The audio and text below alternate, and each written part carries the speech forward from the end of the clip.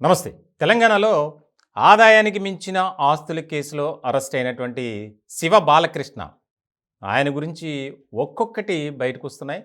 చాలా ఆశ్చర్యకరమైనటువంటి విషయాలు వెలుగులోకి వస్తున్నాయి. 1994లో ఆయన అసిస్టెంట్ డైరెక్టర్ హోదాలో అనంతపురం జిల్లాలో టౌన్ ప్లానింగ్ విభాగంలో జాయిన్ అయ్యారు. అప్పటి నుంచి కూడా అవినీతి ఆరోపణలే. చాలా సందర్భాల్లో ఆయనకి ఉన్నతాధికారులు మెమోలు కూడా ఇచ్చారట. దీనికి సంబంధించి గత బీఆర్ఎస్ అధికారంలో ఉన్నప్పుడు ఆయన హెచ్ఎండిఏలో అంటే హైదరాబాద్ మెట్రో డెవలప్మెంట్ అథారిటీ చాలా కీలకమైనటువంటి డిపార్ట్మెంట్ అది.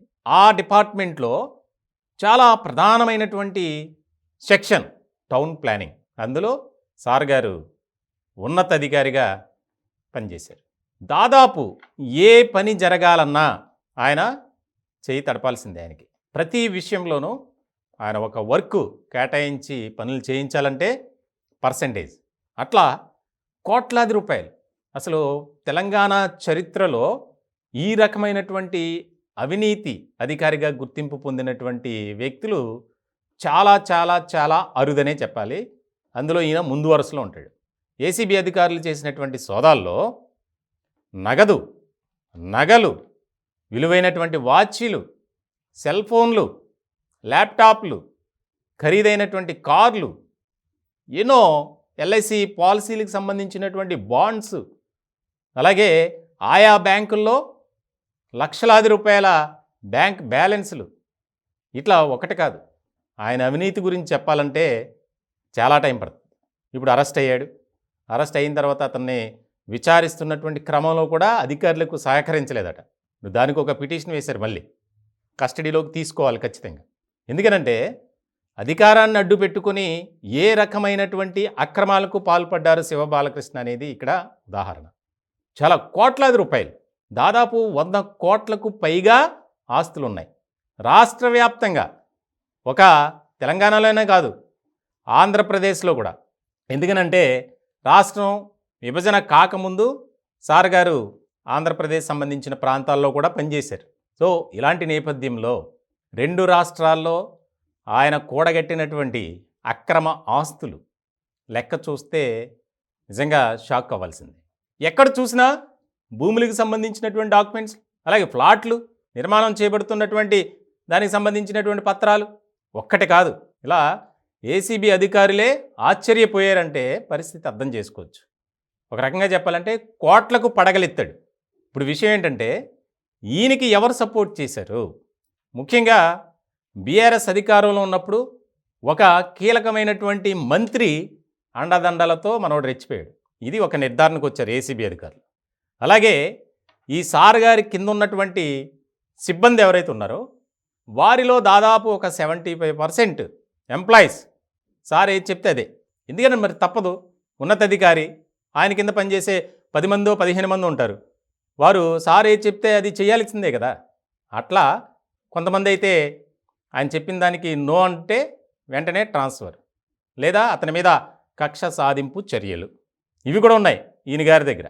ఇట్లా అవినీతి సామ్రాజ్యాన్నే నెలకొల్పాడని చెప్పాలి. ఎక్కడ పడితే అక్కడ విల్లాలు, కాస్ట్లీ బిల్డింగ్స్, కార్లు. ఇంకొక ఆశ్చర్యకరమైనటువంటి విషయం ఏంటంటే సార్ వేసే దుస్తులు కానీ, షూ కానీ, వాచీలు కానీ అన్నీ భారతదేశానికి సంబంధించినవి మాత్రం కాదు, అన్నీ విదేశాల నుంచి తెచ్చుకున్నాయి. అంటే చూడండి సార్ ఎంత కాస్ట్లీయో. అంటే ప్రభుత్వ అధికారిగా ఉన్నటువంటి వ్యక్తి అధికార దుర్వినియోగం చేయటంతో పాటు ఒక పార్టీకి అనుబంధంగా పనిచేయటం ఇక్కడ కీలకంగా మారింది. పిల్లలు కాస్ట్లీ కార్లు, ఒక్కొక్కరికి ఒక్కొక్క కారు. సార్ గారి పని మనిషి కూడా బయటికి వెళ్ళాలంటే కారేనంట, ఆవిడకి మళ్ళీ సెపరేట్ కారు. అంటే చూడండి పరిస్థితి ఏ రేంజ్లో ఉందో. అంటే ఒక మంత్రి కానీ ఒక ముఖ్యమంత్రి హోదాలో ఉన్న టైప్లో నడిచిందంతా. అన్నీ ఎక్కడ చూసినా అంతా డూప్లెక్స్, ఆ ప్లెక్స్, ఈ ప్లెక్స్ ఇల్లులే. అంటే ఎందుకు ఆయన గురించి చెప్పాల్సి వచ్చిందంటే ఎంత అవినీతి అక్రమాలకు పాల్పడ్డారు అనేది మనం అర్థం చేసుకోవాలి. ఏ ఫైల్ మీద సంతకం పెట్టాలన్నా డబ్బులే. ఎవరో ఆయన మీద కంప్లైంట్ చేయలే. ఆ రోజుల్లో చేసిన రోజులు ఉన్నాయి. కానీ ఎక్కడా కూడా మరి సార్ గారిని కాపాడటం కోసం అప్పుడున్నటువంటి కొంతమంది మంత్రులు మావోడే అంటే ఇంక మరి ఏం చేస్తారో ఏం చేయలేరు కదా. ఇట్లా జరిగింది. వందలాది ఫిర్యాదులు శివబాలకృష్ణ మీద, ఒక్కటి కాదు. అయినా చూసి చూడనట్లు ఏం చేస్తారు అధికారులైనా సరే. ఇట్లాగా జరిగింది.